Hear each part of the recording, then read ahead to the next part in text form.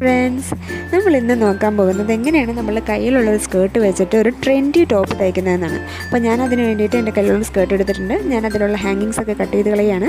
പിന്നെ എൻ്റെ ക്ലോത്തിന് നല്ല കട്ടി ഉണ്ടായിരുന്നത് കൊണ്ട് ഞാനത് ലൈനിങ്ങും കൂടിയും ബാൻഡ് അടക്കം കട്ട് ചെയ്ത് കളയാണ് കേട്ടോ. മുകളിലുള്ള ബാൻഡ് അടക്കം, മുകളിലത്തെ ബാൻഡ് അടക്കം ലൈനിങ്ങും കട്ട് ചെയ്ത് കളയാം. അല്ലെങ്കിൽ ഇങ്ങനെ ടോപ്പിനെ ഞാൻ ലൈനിങ് വെച്ചിട്ടല്ല തയ്ക്കുന്നത്.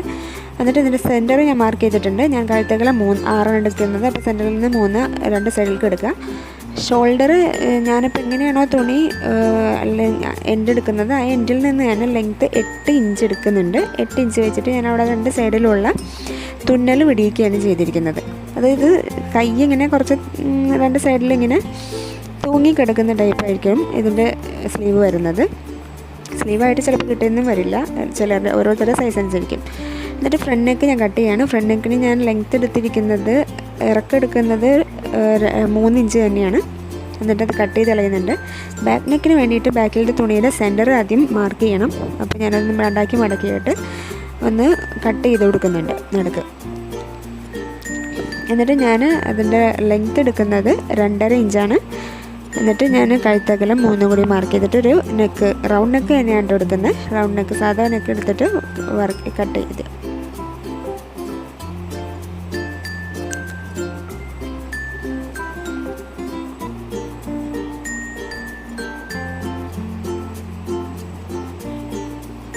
ഇനി നമ്മൾ എന്താ ചെയ്യേണ്ടതെന്ന് വെച്ചിട്ടുണ്ടെങ്കിൽ ഇതിൻ്റെ ഷോൾഡർ ജോയിൻ ചെയ്യണം. പിന്നെ കഴുത്തിൻ്റെ നെക്കിൻ്റെ സൈഡ് 2ആക്കി മടക്കി അടിക്കണം.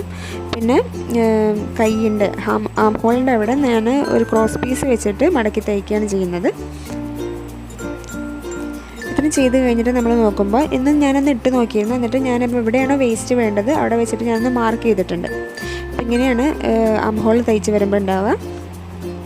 ഞാനൊരു വൈറ്റ് പീസ് വെച്ചിട്ടാണ് ചെയ്തിരിക്കുന്നത്.